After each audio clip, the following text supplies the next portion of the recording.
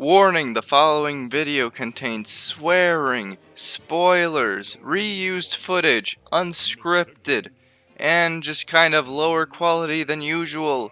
You have been warned. Also, I'm going to make shoutouts near the end. Oh yeah, epilepsy might be a thing, so don't watch if you have that. No ear rape this time though, so it's not all YouTube poopy. Okay, there's a couple things that I need to get over with before we start. First of all, update, I'm canceling YouTube Rewind Part 2. I mean the review of it. I just lost all passion for it, and basically all I was gonna say was that some of the other ones were actually worse, and that 2018 isn't really much worse than the other rewinds. It's bad, but I think it's always been bad, and I think that people are just getting more cynical, and YouTube is getting worse. Another update, speaking of YouTube getting worse, it really is.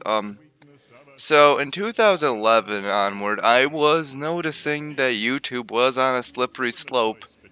I should have gotten on there when I had the chance, because trust me, I'm betting I would have become like actually popular and maybe have gotten a career.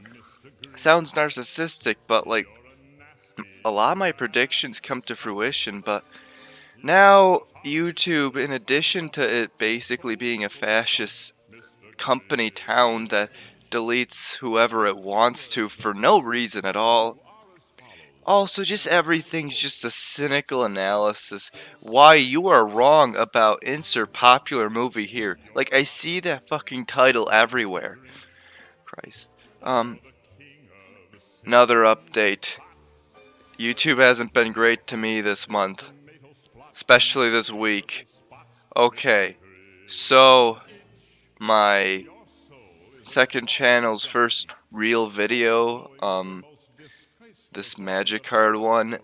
Yeah, it's probably did the worst out of any video when it comes to like to dislike, and I don't really know why. I've only gotten a few like tiny like critiques. Like no, one critique. But I've had videos with so much worse problems and they've done so much better. I mean, everyone in the comment section of my Jello Apocalypse video was basically like, you need to work on the audio, and they are right, I definitely need to. Yet the video had over 100 likes, and not that many dislikes proportionately, given that I was having that problem, had a lot of awkward pauses, and was also criticizing a YouTuber with 1 million more subs than me. Additionally, I've been basically pretty successful at uploading weekly for a very long time. This is this week's quota. Sadly, this wasn't supposed to be this week's quota. I made a pretty damn good video, but it was blocked due to copyright. It was about Steven Universe, let's just say. Couple other things, oh yeah, that also got age restricted, which is deserved, but kind of funny after it's basically deleted. So, anyways, with this review, movie review.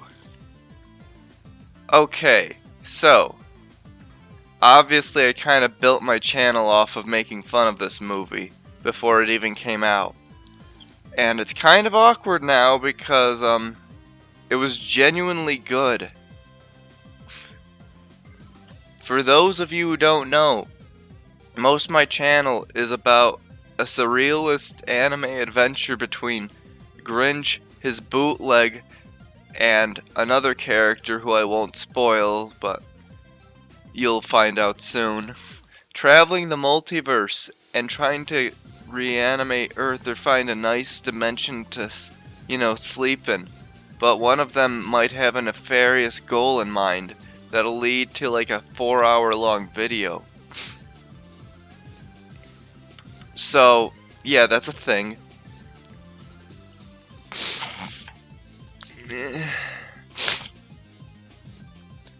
Obviously, I thought it was a cynical cash grab like everyone else, and I also was pretty ballsy to try criticizing it before it even came out. Like, the ads. Okay, I criticized it for overusing pop songs because one pop song is too much. But additionally, the ads showed a couple plot points that were already kind of bad. One, it showed glimpses of Grinch's backstory. And as if it wasn't enough like A Christmas Carol, they basically gave him the exact same backstory. So that's fucking great. Another thing, which is pretty epic, is that they added a new character who was like this fat reindeer, and I knew that he was gonna get evicted, and I knew that wouldn't amount to anything in the plot. Or did it? I guess spoiler warning. So, also, the original was like 20 minutes, and even that was stretched out given the original source material. This one is over an hour, and I thought the changes would be cynical and bad, but I'm kind of surprised. This movie's... I know it's a little late for me to talk about, but this movie's actually pretty solid. Let's get into why. First of all, let's talk about the main character, Grinch, which is kind of where a lot of the problems become attributes that are positive. In the original, it was a simple story, so he was a simple character. He didn't really have any character development. He was just a 2D evil bitch. And then, I guess, I won't call just randomly becoming a good guy character development because he saw one glimmer of hope. It was, though it worked in the narrative as is, given that it was kind of a fable-like story.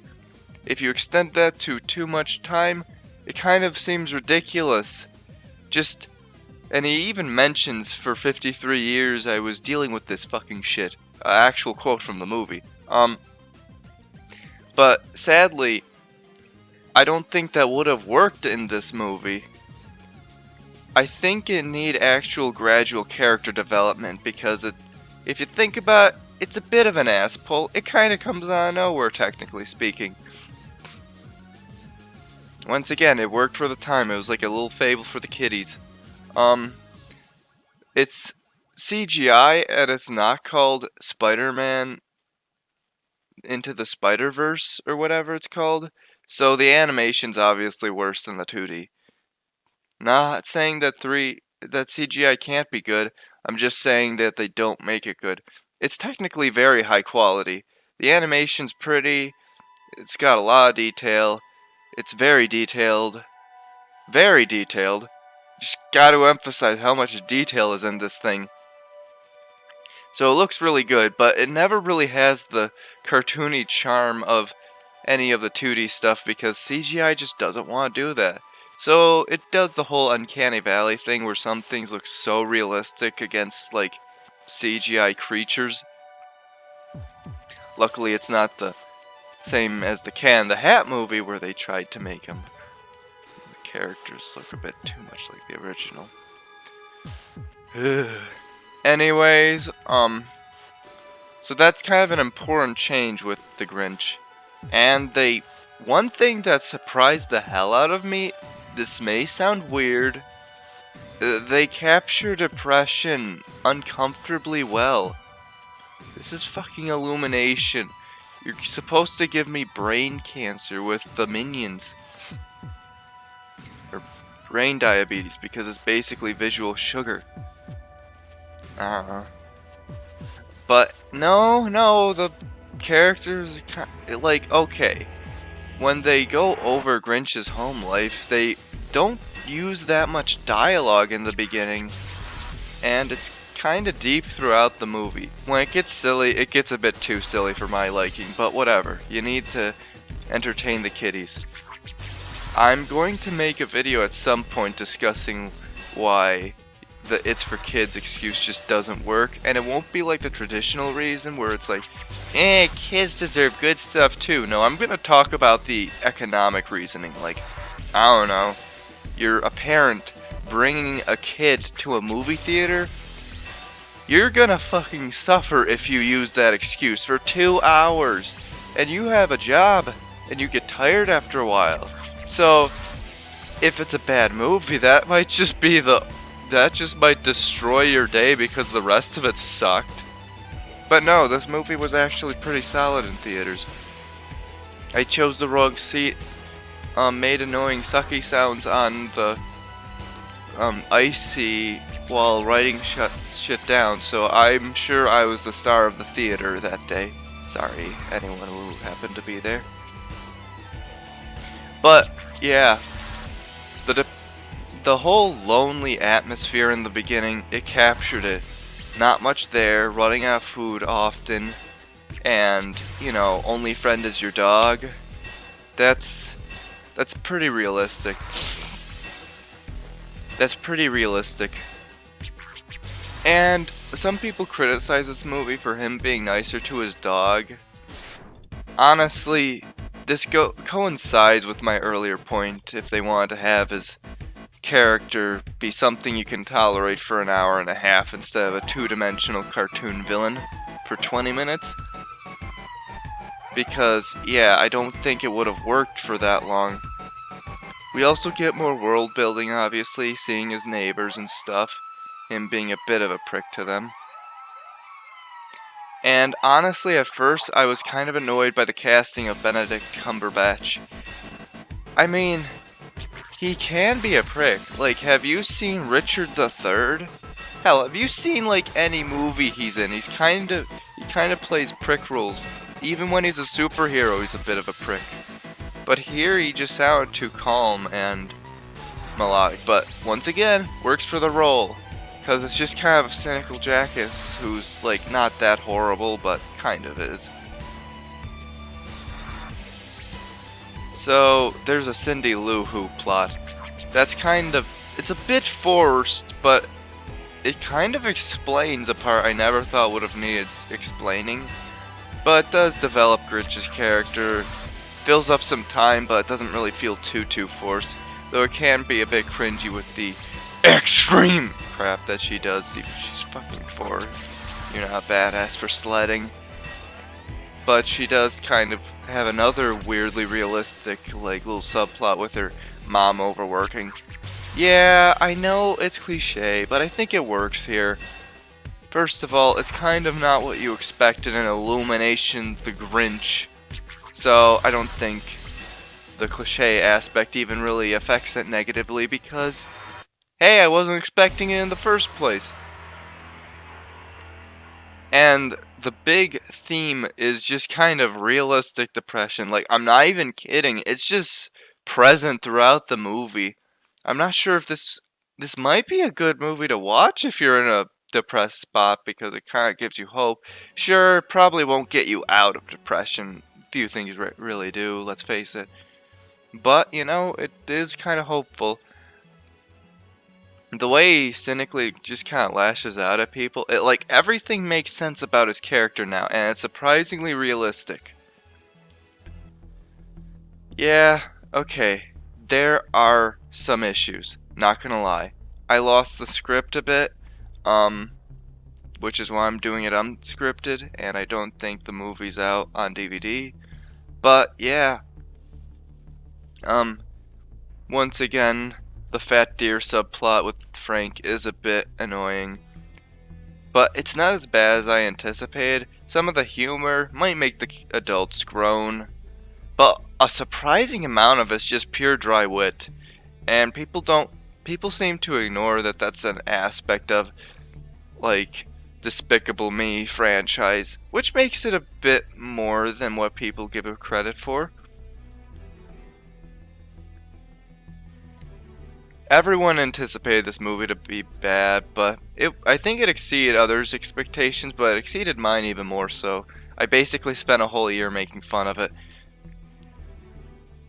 Another thing we have to go over is how they did manage to give it a Seuss feel without directly just ripping from the source material. A lot of the contraptions he uses just feels different from the original, but it feels like it wouldn't be out of place. Some of the Cindy Lou Who plot gets a little irritating at some points, and yeah, that's a thing. I think the biggest problem is kind of how they ended it in a way. I feel like they botched up the message a bit too much near the end. It's like, yes, did I ruin Christmas? And Cindy Lou Who is like, yeah, kind of. It's honestly, that's a bit interpretable and too subtle for me, let alone children. Did you know that 7-year-olds can't understand sarcasm? According to studies I've seen. I'm not gonna cite them because I feel fucking defeated this week. Oh my god. New semester. Everyone dislikes my magic video. Just gets blocked and age restricted for my 17 to 4.5 hour review. Oh my god. Sorry, just got in a bit of a tangent there. Dog. He seems a bit too genuine for me to be irritated at, which kind of surprises me. I remember there being a plot hole. I forget what the plot hole is. Oh my god, I just whacked my microphone with a giant stick. Great. Shittles. Some of the scenes might have dragged on a bit too long, like invading a couple houses. But, you know, I don't think these are really major problems. The ending, though it botched up the message, honestly kind of felt like its own movie. I mean, the movie it was feeling all the time, so it's forgivable. It basically accentuated the realism of Grinch just being the social outcast. He's so socially uncomfortable with people he thought he hated, and in a gathering, he's just clearly, you can just, not much dialogue is spoken from his end, and you can see it all happening. So, you can also just see how, like, guilty he is. You can see how nice and genuine everyone else is, but there's a bit of a risk of them turning on you. It's bizarre how unironically deep this movie kind of is, so when I first saw it, I was thinking about a 6 or a 7. Honestly, this review is kind of terrible because I just want to get some filler out, but I'm gonna give it a solid 8 out of 10, you know? 83% out of 100, you know?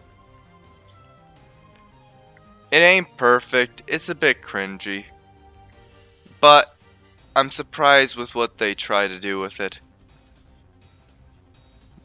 The main character being so realistic definitely adds a lot to the film. I'd say a solid, I don't know, 40%. So, hopefully, next week won't be as shit. So yeah. Bye guys. See you later. Honestly, I owe it to this movie most of my channel, and I feel bad because it's been kind of a tongue-in-cheek way to make fun of it before it came out. But, you know, luckily my channel's success can also be attributed to many other things. Special thanks, shout out time, yay. Special thanks to Memes of Surreality subreddit. It's a good subreddit because it's kind of small. Usually a lot of subreddits get kind of monarchical. But luckily this one is just kind of, it's fun, it's cool. If you try hard, you'll get the rights to post on the main one instead of the one where you submit stuff and hope you get on the main one. So, I recommend that Reddit, subreddit, whatever. Kermit the Frog, he was helping my channel when he only had like 29 subs and I had 8, so that was pretty epic. And also we crossed over a couple times and he helped me get a lot of subscribers when he hit like 210 subs. It's really weird to see someone go from like nothing to like 10k subs. Luckily, I'm still in nothing. Super Sus Gamer, he made a pretty okay Turkey Tom rant. He's been helpful in a lot of other ways. We're probably gonna start a podcast with help. Lars Reviews, I'm shouting him out because he's just God. Also Nerd Chicken, he's pretty epic, man. He's an upcoming YouTube pooper, and he's got less than 100 subs, so I think you ought to subscribe to him. He's pretty high quality. And his editing's pretty damn solid, given how few subs he has. Your boy Dank is similar to me in that he makes like memes that are kind of cynically making fun of something in current culture. Granted, his are more shitposty. Sometimes I'm a bit shitposty. But, you know, I recommend subbing to him as well. This wasn't as passionate as I wanted the shoutouts to be, but I'm not feeling passionate lately. I feel like the Grinch. You're a mean one. You've got garlic in your soul. Anyways, check out my YouTube poop collaboration entry to Asaya Vargas's Grinch YouTube poop collaboration. It's pretty damn epic. And I have to give a special thanks for him. Though he didn't include me, it was an honor to be, you know, linked in the description. Definitely got the video more views, which is always appreciated. Now it's one of my most viewed official Grinch trailers, so that's pretty epic. And I'm pretty proud of it too, so could have been worse. So, special thanks to all these guys. Go check all these dudes out. I'm guessing I'll get a lot of views if I do something about make a video on Justin Y, but I don't feel like succumbing to that pathetic of a level today. I'm too fucking tired.